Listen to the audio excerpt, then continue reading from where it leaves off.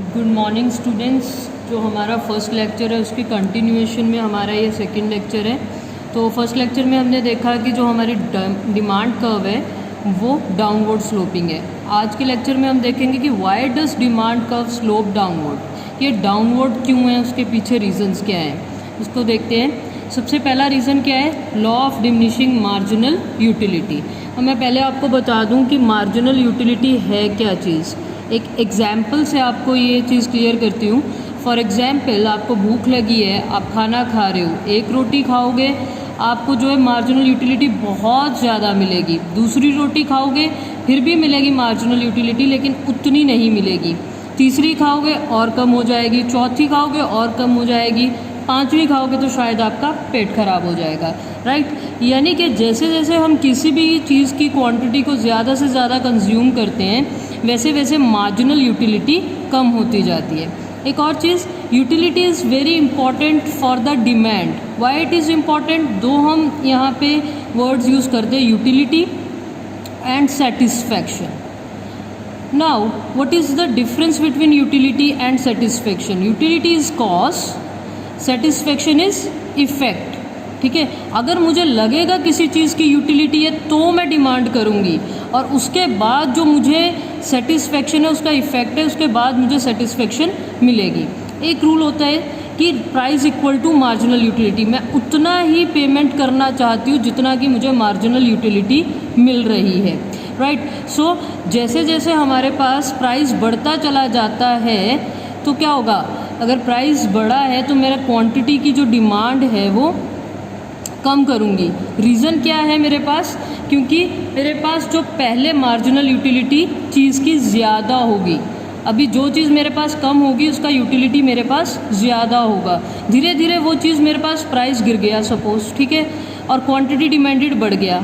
अब इस केस में क्या होगा कि मार्जिनल यूटिलिटी धीरे धीरे धीरे धीरे धीरे मेरा कम होता चला जाएगा। अब यहाँ के एरो से आप देख सकते हो कि अगर प्राइस बढ़ रहा है मार्जिनल यूटिलिटी बढ़ रहा है, प्राइस कम हो रहा है तो मार्जिनल यूटिलिटी कम हो रहा है। तो price should be equal to the marginal utility. तो डिमांड कर्व का डाउनवर्ड स्लोप होने का एक पहला लॉ जो है वो ये है कि law of diminishing marginal utility, हमारी यूटिलिटी कम होती चले जाती है। अब दूसरा हमारे पास आ जाता है इनकम इफेक्ट। इनकम इफेक्ट में सबसे पहले मैं डिस्कस करूँगी कि रियल इनकम क्या है। दो चीज़ें होती है, एक मॉनेटरी इनकम, मनी इनकम कितनी है आपकी, दूसरा रियल इनकम क्या है। राइट, एग्जाम्पल इसमें ये है कि सपोज़ मेरी 100 रुपया इनकम है, this is my money income. अब मेरे को पेन खरीदना है, 10 रुपये का एक पेन है मेरा, ठीक है, तो मैं 10 पेन खरीद सकती हूँ। Now these 10 pens are the real income, यानी कि इतने पैसों में मैं कितना गुड्स एंड सर्विसेज अवेल कर सकती हूँ, this is known as real income. Suppose यहाँ पे 10 से 11 रुपया हो गया तो मैं 9 पेन खरीद सकती हूँ। अगर 10 से 9 हो गया तो मैं 11 पेन खरीद सकती हूँ। सी, मनी इनकम में कोई डिफरेंस नहीं आया, यहाँ पे डिफरेंस किस में आया, प्राइस में। स्टिल मेरा डिमांड जो है वो चेंज हो गया है। ठीक है, तो दूसरा इम्पैक्ट होता है जो डिमांड कर्व के डाउनवर्ड होने का, इनकम इफेक्ट। क्योंकि अगर प्राइसेस चेंज होते हैं तो मेरा जो है रियल इनकम चेंज हो जाता है। रियल इनकम के चेंज होने से मेरा क्वांटिटी डिमांडेड इम्पैक्ट होता है। इसको हम इस तरीके से भी पढ़ सकते हैं, income effect is the effect that a change in the person's real income caused by change in the price of the commodity has on the quantity of that commodity। कि जो मेरे पास पैसे बचे हैं, अगर प्राइसेस कम हो गए तो मैं उससे ज़्यादा खरीद सकती हूँ, अगर प्राइसेस बढ़ गए तो वही मेरी डिमांड कम हो जाएगी। तीसरा इफेक्ट आ जाता है सब्सटीट्यूशन इफेक्ट। सब्सटीट्यूशन इफेक्ट में लाइक हमने टी एंड कॉफ़ी ली थी, ठीक है, अब सपोज़ अगर कॉफ़ी का प्राइस बढ़ गया, सपोज़ कॉफ़ी का प्राइस बढ़ गया तो क्या होगा, डिमांड जो होगी वो टी की बढ़ जाएगी एंड वाइस वर्सा, क्योंकि मेरे पास सब्सटीट्यूट अवेलेबल है। जिस चीज़ का भी सब्सटीट्यूट अवेलेबल है, जैसे ही प्राइस उस चीज़ का बढ़ता है उसकी डिमांड अपने आप ही कम हो जाएगी because of that substitution effect. उसके बाद हमारे पास आ जाता है साइज़ ऑफ कंज्यूमर ग्रुप। अब अगर प्राइसेस सपोज कम हो जाते हैं, मेरी इनकम जो है जितनी है उतनी ही है, प्राइसेस कम हो गए, now I can afford that thing, तो विच मीन्स कि यहाँ पे नए कस्टमर्स भी ऐड हो जाएंगे। तो अगर मेरे पास प्राइसेस कम होते हैं तो नए कस्टमर ऐड हो जाते हैं, अगर प्राइसेस बढ़ जाते हैं तो पुराने कस्टमर्स चले जाएंगे, राइट। तो इसकी वजह से भी डिमांड कर्व डाउनवर्ड स्लोप करेगी। देन डिफरेंट यूजेस में सबसे अच्छा एग्जाम्पल होता है मिल्क। अगर मेरे पास मिल्क का क्वांटिटी बहुत ज़्यादा है तो मैं क्या करूँगी, इसका पनीर भी बना लूँगी, उससे जो है आइसक्रीम भी बना लूँगी, मतलब जो चीज़ें मुझे नहीं भी ज़रूरत मैं वो भी उस तरीके से भी यूज़ करूँगी। लेकिन अगर मिल्क मेरे पास कम है तो मैं सबसे पहले अपने घर में बच्चे को दूँगी, यानी कि अगर प्राइसेस कम हो जाते हैं तो मैं मिल्क का जो यूज़ करूँगी वो लेस इम्पॉर्टेंट चीज़ों के लिए यूज़ करूँगी, ठीक है, which means less marginal utility, ठीक है।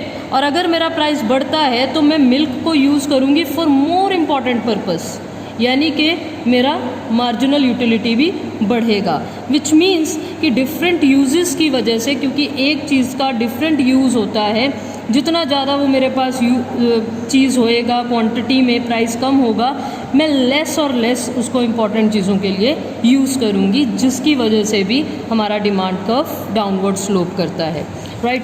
अब नेक्स्ट देख लेते हैं एक्सेप्शंस, कि लॉ ऑफ डिमांड की एक्सेप्शंस क्या है। सबसे पहले आर्टिकल्स ऑफ डिस्टिंक्शन और वेबलिन गुड्स। वेबलिन यहाँ पे इकोनॉमिस्ट का नेम है, तो यहाँ पे क्या है कि अब उल्टी बात करेंगे हम यहाँ पे कि वैसे तो डाउनवर्ड स्लोपिंग है, लेकिन कौन से केसेस में ये अपवर्ड स्लोपिंग बन जाता है। डिस्टिंक्शन, अब मेरे को दिखाना है मेरे पास डायमंड्स हैं, डायमंड्स की सबसे ज़्यादा बिक्री तब होती है जब प्राइसेस बढ़े हैं, ठीक है, क्योंकि डायमंड्स क्या है, दिखाने वाली चीज़ है, शो ऑफ की चीज़ है। तो शो ऑफ की जितनी भी चीज़ें होंगी उसमें क्या होगा, जितना प्राइस ज़्यादा उतनी डिमांड ज़्यादा, अगर प्राइसेस ज़्यादा नहीं होंगे तो उसमें डिमांड नहीं होगी, क्योंकि वो आर्टिकल्स ऑफ डिस्टिंक्शन है, शो ऑफ करने की चीज़ है।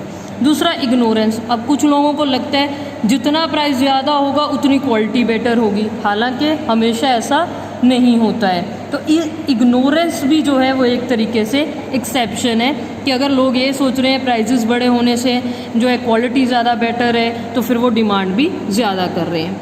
तीसरा है गिवन गुड्स, इसको थोड़ा सा ध्यान से देखिए। गिवन गुड्स की मैं आपको एक एग्जांपल देती हूँ कि suppose my income is 100 rupees, मेरा इनकम 100 रुपया है और मैं 100 रुपये में दो चीज़ें खरीद रही हूँ, 1 किलो घी खरीद रही हूँ देसी घी और 1 किलो खरीद रही हूँ डालडा, ठीक है। अब ये जो डालडा और देसी घी का रेट है, 80 रुपये का मेरा देसी घी है और 20 रुपये का मेरा डालडा है।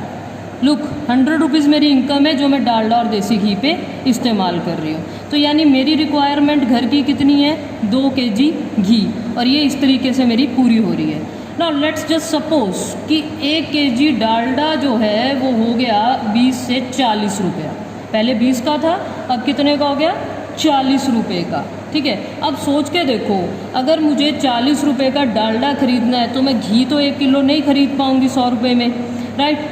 अब घी 2 किलो मैं खरीद नहीं पा रही हूँ, 1 किलो डालडा लेके 1 किलो घी भी नहीं खरीद पा रही हूँ, 2 किलो की मेरी रिक्वायरमेंट है, तो मैं क्या करूँ। तो मैं अगर डालडा का रेट बढ़ गया है, प्राइसेस बढ़ गए हैं, लेकिन मैंने डालडा 2 kg क्वांटिटी लिया है, रीज़न क्या है, because of that given goods, इसको हम कहते हैं गिवन गुड्स। इनकम इफेक्ट की वजह से इन गुड्स में ऐसा होता है कि अगर प्राइस बढ़ रहे हैं तो भी क्वांटिटी बढ़ रही है। प्राइस कम था, 20 रुपया था तो 1 kg ले रही थी, 40 रुपया हो गया तो 2 kg ले रही हूँ, that is known as given goods. दूसरा होता है एक्सपेक्टेशंस। अब इसमें प्याज की एग्जांपल लेते हैं। सपोज़ आज की डेट में 50 रुपये का प्याज है और मेरे को पता है कल 100 रुपये का होने वाला है, आज ज़्यादा है, एक्चुअली में तो नॉर्मली 20 रुपया किलो प्याज मिलता है, ठीक है, नॉर्मल टाइम्स में, आज लेकिन 50 का है और मुझे पता लग गया कल 100 का होना है। आज रेट ज़्यादा है, मैं फिर भी ज़्यादा क्वांटिटी खरीदूंगी। रीज़न उसके पीछे क्या है कि मुझे पता है कि फ्यूचर में प्राइस हाइक होने वाला है। So these are the expectations, so these are the exceptions of the law of demand. अब जल्दी से देख लेते हैं डिटर्मिनेंट्स ऑफ द डिमांड और डिमांड फंक्शन।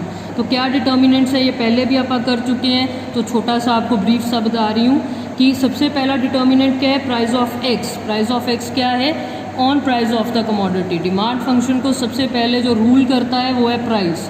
प्राइस ज़्यादा डिमांड कम, प्राइस कम डिमांड ज़्यादा। दूसरा क्या है, रिलेटेड गुड। अब रिलेटेड गुड के केस में क्या है, substitute and complementary good. Substitutes के केस में क्या होगा, पॉजिटिव रिलेशन, ये हमने पहले भी डिस्कस कर लिया है, और कॉम्प्लीमेंट्री गुड्स में होगा नेगेटिव रिलेशन। ठीक है। थर्ड क्या है, income of the consumer. Income बढ़ेगा तो डिमांड बढ़ेगा, इनकम कम होगा तो डिमांड कम होगा। चौथा क्या है, टेस्ट एंड प्रेफरेंसेस। अब अगर मेरा किसी चीज़ का टेस्ट है, कोई स्पेसिफिक ब्रांड है, कोई चीज़ है, तो I will go for that brand, whether उसमें प्राइस जितना मर्जी हो, मैं उस चीज़ को इग्नोर करूँगी, राइट। उसके बाद आ जाता है एक्सपेक्टेशंस। ये पहले भी मैं बता चुकी हूँ, जो आपने प्याज और अनियन की एग्जाम्पल देखी है, तो the same thing is that. लेकिन इसमें दो चीज़ें बढ़ रही हैं, size and composition of population. कितना, अब इंडिया बहुत लिक्रेटिव मार्केट है। वाई इट इज़ लिक्रेटिव मार्केट, क्योंकि इंडिया का पॉपुलेशन बहुत ज़्यादा है तो डिमांड बहुत ज़्यादा है। जितना बड़ा साइज़ होएगा उतना ही ज़्यादा डिमांड होगा। दूसरा कॉम्पोजिशन, सपोज़ हमारी पॉपुलेशन में बेबीज़ ज़्यादा है तो बेबीज़ प्रोडक्ट की ज़्यादा डिमांड होएगी। अगर ओल्ड पीपल ज़्यादा है तो ओल्ड पीपल की जो है डिमांड ज़्यादा होगी। So composition of population is also very important. Seventh and last point is distribution of income. तो इसमें ये भी एक मैटर करता है कि डिस्ट्रीब्यूशन कैसी है। इसको मैं एक एग्जांपल के थ्रू समझाती हूँ आपको। सपोज़ मार्केट में जो है 50,000 की एंटायर इनकम है, right, and we have two persons x and y. ठीक है। नॉर्मली लोग जो है 20,000 रुपया खर्चा कर रहे हैं एक certain level of living standard के लिए। अब मेरे पास दो केसेस बनते हैं। एक केस है कि दोनों को 25,000 रुपया मिल रहा है। दूसरा केस है एक को 5,000 रुपया मिल रहा है और दूसरे को 45,000 रुपया मिल रहा है। ठीक है। अब इंटायर इकोनॉमी के पॉइंट ऑफ व्यू से देखना, पहले केस में क्या होगा, अगर एक सर्टन लेवल ऑफ लिविंग के लिए मैं 20,000 प्लस 20,000 खर्चा कर रही हूँ, यानी इकोनॉमी में कितने का डिमांड आ गया, 40,000 का डिमांड आ गया। This is first case scenario. Second case में क्या होगा, एक्स बंदे के पास है ही 5,000, वो मैक्सिमम कितना खर्च करेगा, 5,000।